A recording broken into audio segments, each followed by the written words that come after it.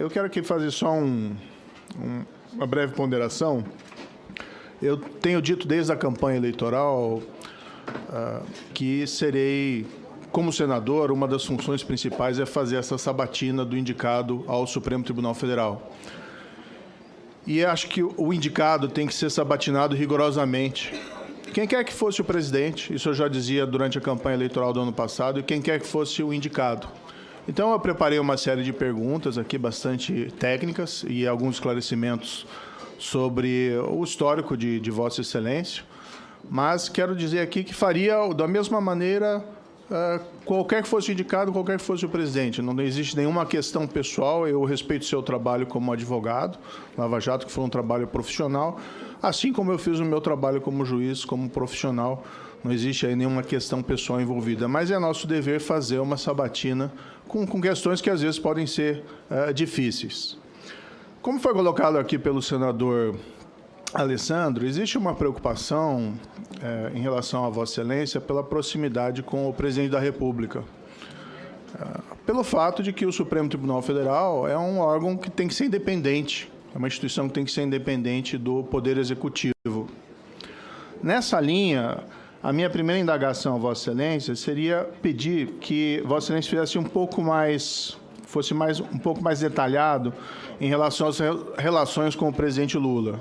Nós sabemos o seu trabalho como advogado particular, mas, para além disso, gostaria de ouvi-lo sobre seu eventual relacionamento pessoal, tanto de Vossa Excelência como de seus parentes, com o presidente Lula e seus parentes. Eu li, por exemplo, vi na internet, não sei se é procedente ou não essa afirmação, que Vossa Excelência teria sido padrinho de casamento do recente casamento do presidente. Não sei se é verdade ou não, e se não for, eu peço até minhas escusas, mas é importante para nós aqui do Senado termos presente essa relação, se ela vai além da atuação como advogado particular.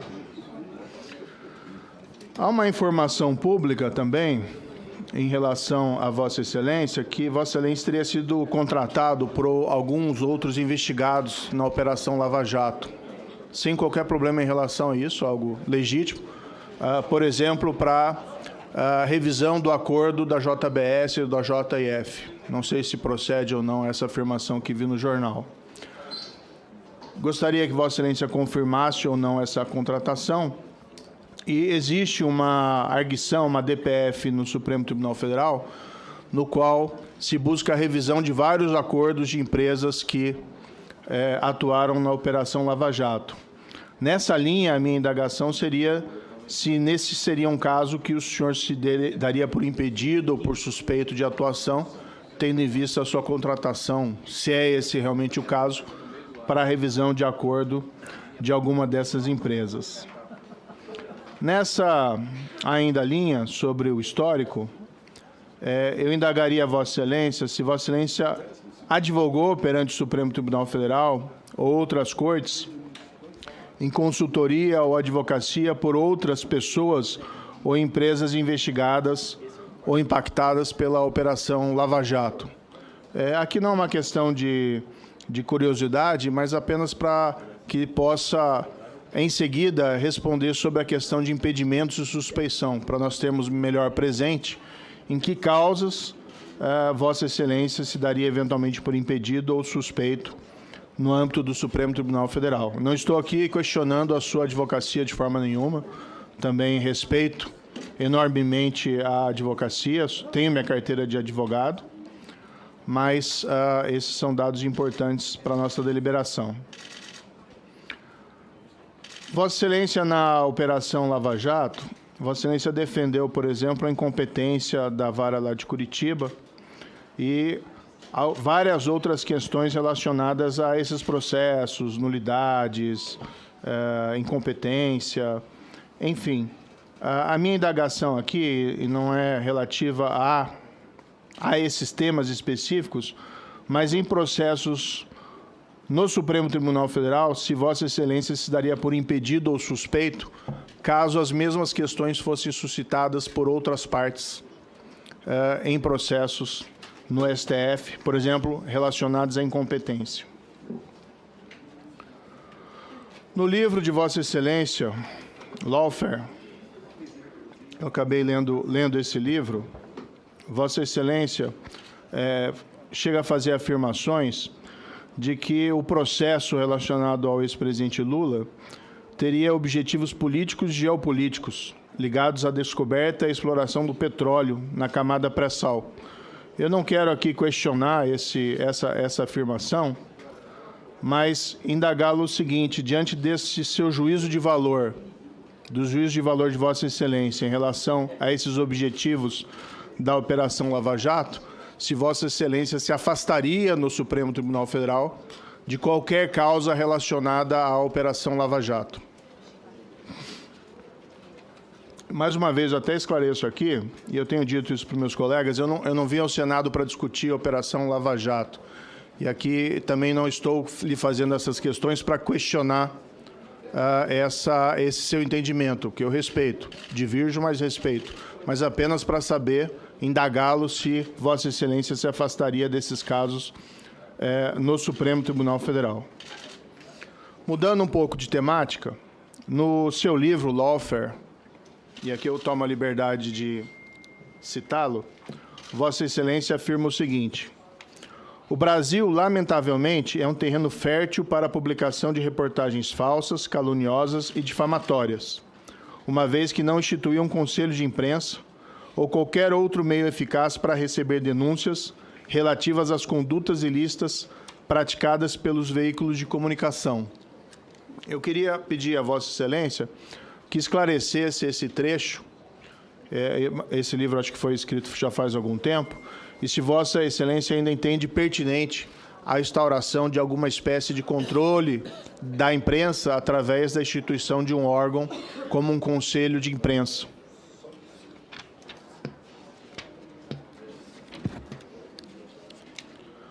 Mudando um pouco de assunto, e eu peço desculpas que por correr, porque o tempo é um pouco curto, eu tenho focado a minha atuação aqui no Senado Federal no tema da segurança pública. Eu acho que é um tema extremamente importante. O Brasil ainda tem índices enormes de criminalidade, seja de crimes de colarinho branco, mas também crimes violentos.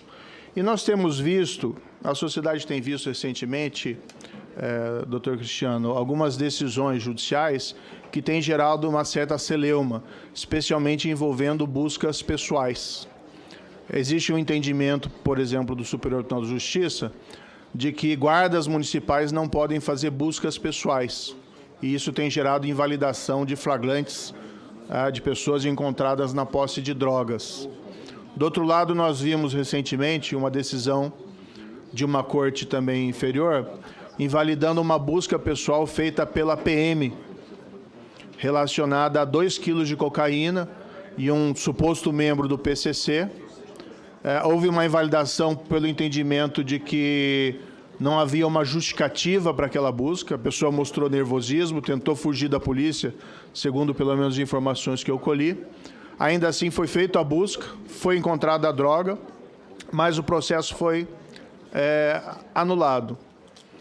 Tem um caso também sendo discutido no Supremo, que envolve uma discussão sobre busca pessoal e perfilamento racial.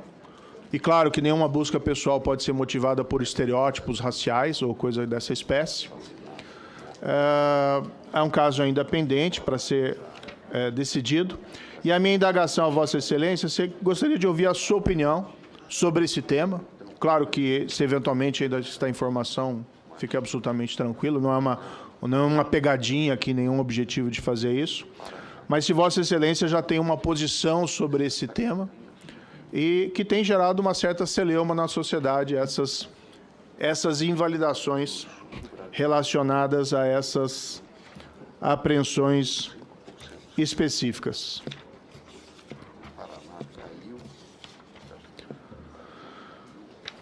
Ainda nessa linha, e um tema também que tem sido discutido, gostaria de ouvir a sua opinião sobre... Há uma discussão se haveria uma possibilidade de diferenciar o porte da droga para consumo com o porte da droga para venda em varejo, com base apenas na quantidade da droga apreendida. há uma discussão sobre eventual descriminalização ou descaracterização do tráfico quando a pessoa for encontrada na posse ou na porte de pequena quantidade de droga. Esse é um tema que está submetido ao Supremo. Evidentemente, Vossa Excelência tem alguns limites para se manifestar a esse respeito, mas gostaria de ouvi-lo para saber se tem alguma opinião que poderia compartilhar conosco, especificamente se é possível diferenciar o traficante e o consumidor apenas com a quantidade da droga eventualmente apreendida após uma busca. Ainda uma outra indagação a Vossa Excelência, gostaria de ouvir a sua opinião sobre a lei das estatais. Eu vejo a lei das estatais como um instrumento, uma lei, foi produzida por esse Congresso, que foi extremamente elogiada à sua época, em 2016, e que ela trouxe restrições técnicas a nomeações nas estatais e ainda algumas restrições para diminuir nomeações político-partidárias. No entanto, essa lei foi recentemente questionada perante o Supremo Tribunal Federal. A meu ver, ela é um avanço na governança das estatais e eu gostaria de ter a sua opinião a respeito dela, no que for possível, eventualmente, Vossa Excelência mencionar. Caminhando aqui para o final, e peço escusas pela quantidade de perguntas, mas é uma sabatina de um indicado ao Supremo Tribunal Federal, e esse é um momento muito importante, tanto para Vossa Excelência como para nós, senadores. Eu gostaria de ouvir a opinião de Vossa Excelência sobre a exclusão de provas ilícitas em processo, e, em especial, se provas ilícitas podem ser utilizadas para sancionar, para a punição, com o objetivo sancionador de qualquer espécie. Por último, e aqui eu finalizo, eu tenho ainda uma pergunta para Vossa Excelência sobre a sua posição sobre o foro por prerrogativa de função. Eu tenho sido bastante crítico ao chamado foro privilegiado. Penso que ele é um privilégio que não se justifica, seja para parlamentares, seja para magistrados das cortes mais elevadas, seja para autoridades do Poder Executivo, mas o fato é que ele está na Constituição, está ali previsto, e a não ser que ele seja suprimido, ele se encontra ali, mas ele tem sido objeto contínuo de interpretação e reinterpretação pelo Supremo Tribunal Federal. O Supremo Tribunal Federal, no seu entendimento atual, é no sentido, e a meu ver é absolutamente acertado, de que o foro privilegiado se restringe ao ato praticado no exercício da função que confere o foro privilegiado.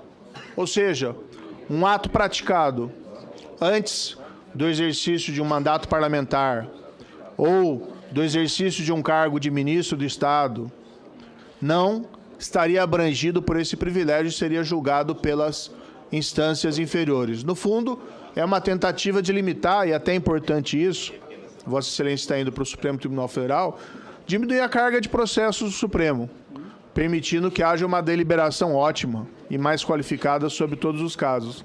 Então, eu gostaria de ouvir, se possível, o seu entendimento sobre esse tema, se Vossa Excelência concorda com essa posição atual do Supremo e a sua visão geral sobre o foro privilegiado. Mais uma vez, aqui, só para finalizar, senador Alcolumbre, é uma sabatina, nós temos que fazer perguntas que nós gostaríamos de ter as respostas.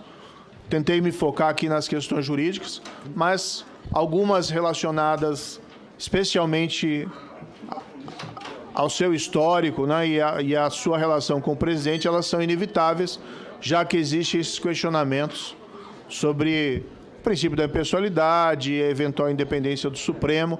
Eu sei que Vossa Excelência já se manifestou sobre isso, mas é inevitável fazer esse tipo de pergunta. Obrigado.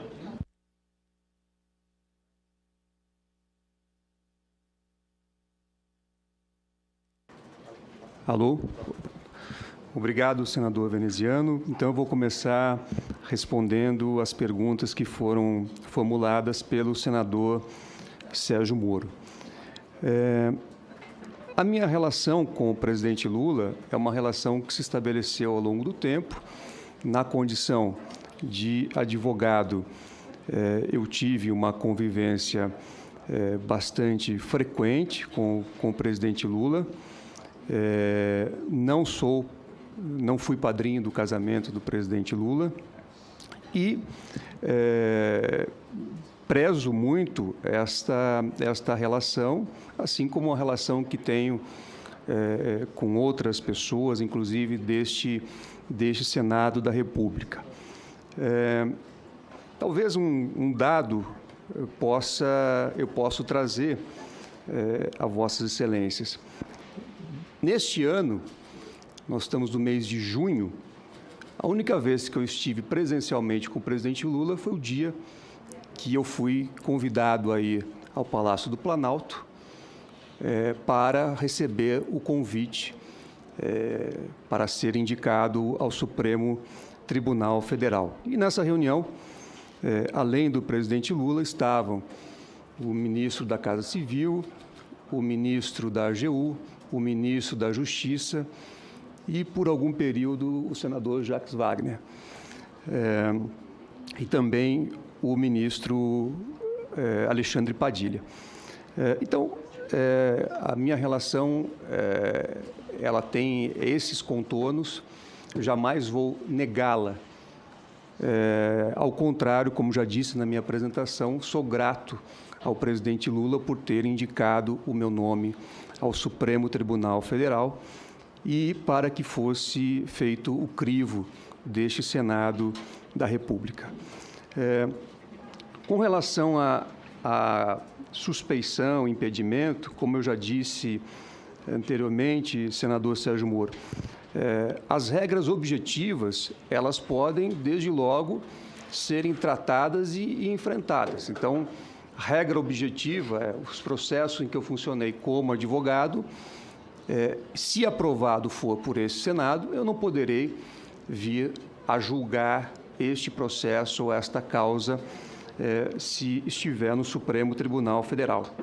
Por outro lado, questões futuras, processos futuros, evidentemente que é necessário, para aquilatar ou não uma hipótese de impedimento ou suspeição, analisar os autos, analisar quem são as partes, analisar qual é o conteúdo, até porque eu não acredito que o simples fato de colocar uma etiqueta no processo, indicar um nome Lava Jato, isso possa ser um critério a ser utilizado do ponto de vista jurídico para aquilatar a suspeição e o impedimento.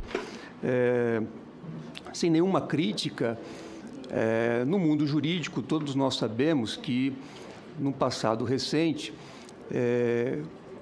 quase tudo que funcionava em varas especializadas, varas criminais, muitas vezes recebia a etiqueta de Lava Jato. Então, isso não é, para mim, um critério para um controle jurídico, mas sim aquele que a lei prevê, que é exatamente analisar as partes e o conteúdo, e uma vez identificada uma questão, uma hipótese de impedimento ou suspeição, eu não terei o menor problema em declarar o impedimento ou a suspeição e não participar do julgamento, se aprovado for por esse Senado. Com relação ao livro que Vossa Excelência trouxe questionamentos, de fato, ali há uma análise do caso, né, do presidente Luiz Inácio Lula da Silva, mas também, e sobretudo, o livro busca traçar perspectivas teóricas sobre o fenômeno chamado lawfare. Então, não na essência, um livro que trata de um caso concreto, mas sim um livro que buscou, ainda que de uma forma preliminar, discutir esse conceito do lawfare, que foi um conceito que que eu e minha sócia, esposa Valesca, apresentamos ao país em 2016 e depois acabamos escrevendo esse livro justamente para colocar os contornos conceituais daquilo que entendíamos ser o lawfare. E ali descrevemos as técnicas, as táticas, para que as pessoas pudessem compreender o raciocínio que nós estávamos apresentando publicamente e também pudessem aferir, né, casos de lawfare no Brasil e também ao redor do mundo. Então, a obra é uma obra conceitual e que não pode, na minha visão, gerar, em princípio, qualquer impedimento ou suspeição. Com relação ao trecho sobre imprensa, eu queria dizer que, e como já disse na minha exposição inicial, que eu defendo de forma veemente a liberdade de imprensa. Defendo a liberdade de imprensa como um direito fundamental, inclusive, daquele que tem o direito de ser informado. Na minha carreira, na minha atuação profissional, inclusive, tive a oportunidade, em diversas ocasiões, de defender a liberdade de imprensa nos tribunais, de defender empresas e jornalistas que, por algum motivo, estavam tendo a sua atividade profissional cerceada. Então, a minha trajetória é de defesa da liberdade de imprensa e assim penso, até porque nós temos aqui uma situação consolidada e que, claro, deve sempre ser aprimorada.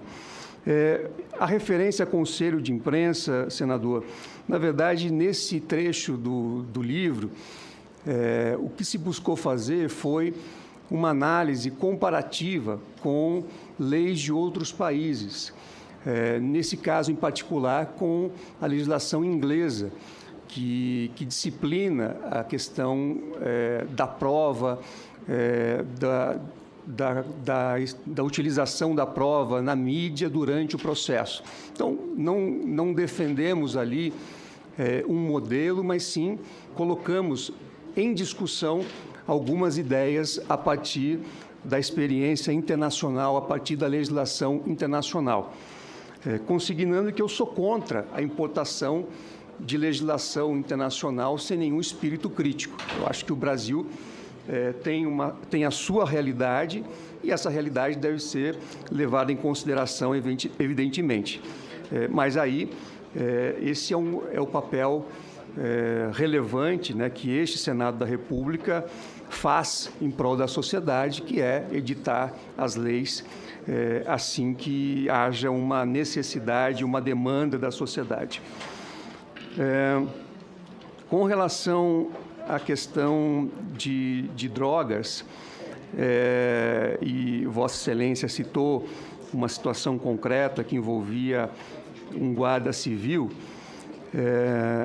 a minha visão, senador, é que a lei deve definir a atribuição do agente público. Então, o que é preciso ver, sempre no caso concreto, é se o agente público tem atribuição legal para realizar o ato de persecução, para realizar o ato que leva, por exemplo, à apreensão de drogas. Então, não é uma questão de ser favorável ou não ao combate às drogas.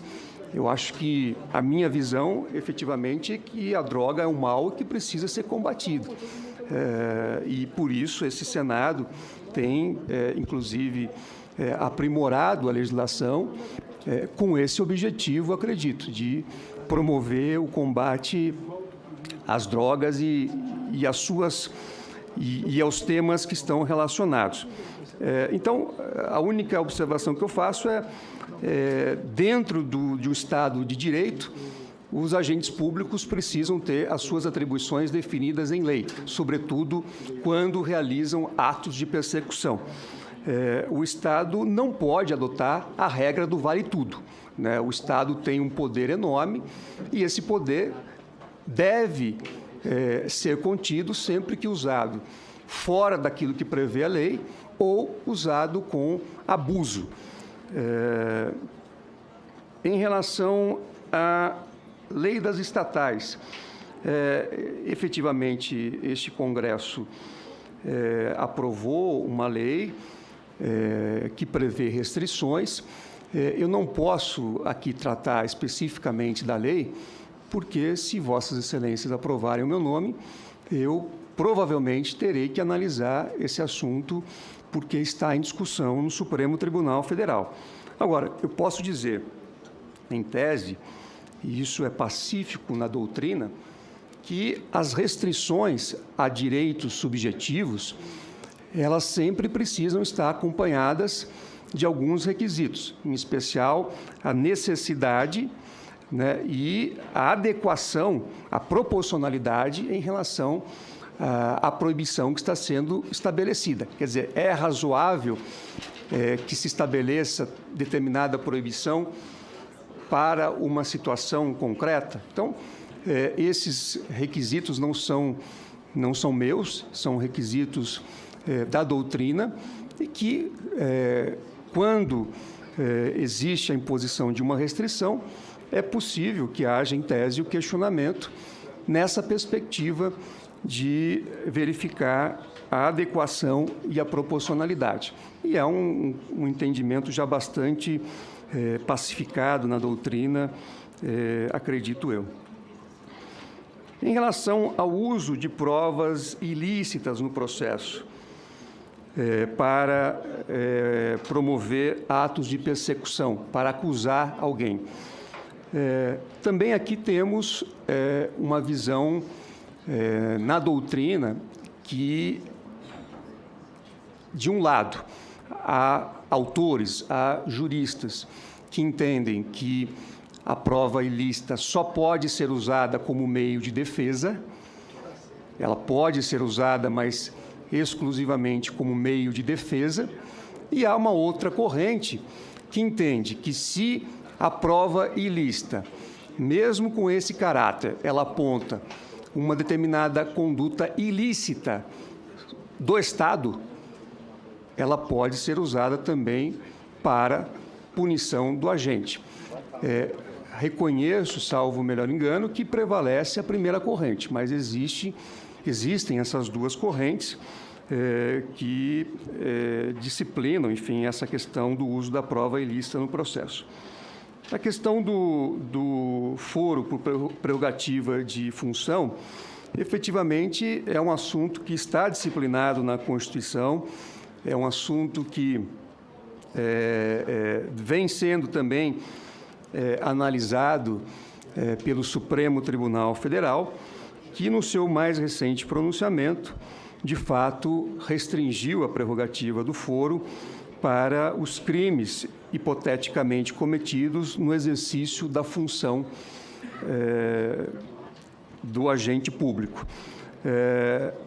Então, eu acho que é uma situação também que está consolidada, não posso e não deveria analisar um julgamento que já ocorreu no Supremo Tribunal Federal. Por outro lado, eventuais mudanças também podem ser realizadas pela via do Congresso Nacional, pela via da emenda constitucional, da proposta de emenda constitucional. Então, acredito ter respondido os questionamentos do senador Sérgio Moro.